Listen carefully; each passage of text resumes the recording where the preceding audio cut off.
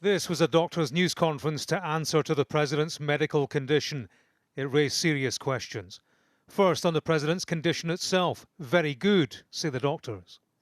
He's in exceptionally good spirits, and in fact, as we were completing our multidisciplinary rounds this morning, the quote he left us with was, "I feel like I could walk out of here today," and that was a very encouraging comment from the president. But that positive mood wasn't necessarily reflected by the White House. An unnamed official said, "The president's vitals over the last 24 hours were very concerning, and the next 48 hours will be critical in terms of his care.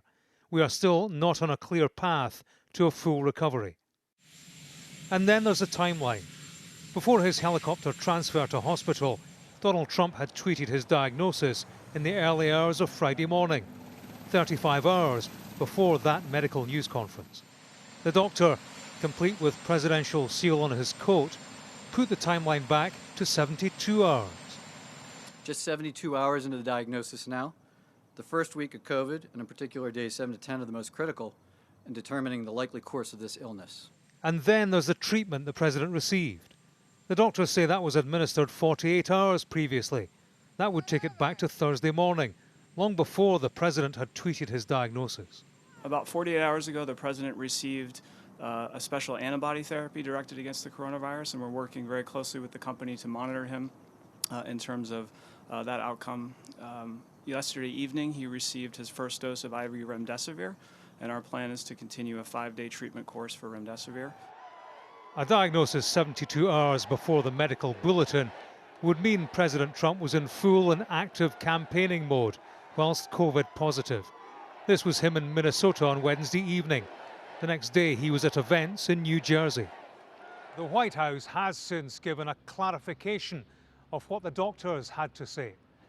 It speaks not of 72 hours since diagnosis, but of 3 days. Not of 48 hours since treatment, but of 2 days.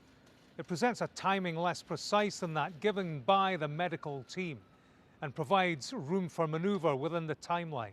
What it doesn't provide is clarity on diagnosis, treatment, and on just how ill is President Trump. Following the White House statement, the president's doctor then issued a statement of his own and spoke not of hours, but of day 2 and day 3, in line with the White House guidance.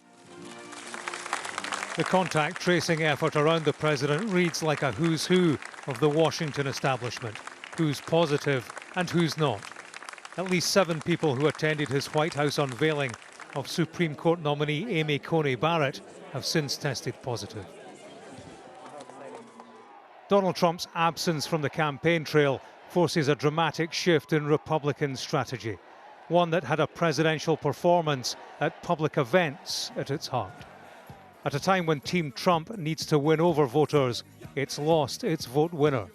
Though for this president, at this time, there's more to life than politics. James Matthews, Sky News, Washington.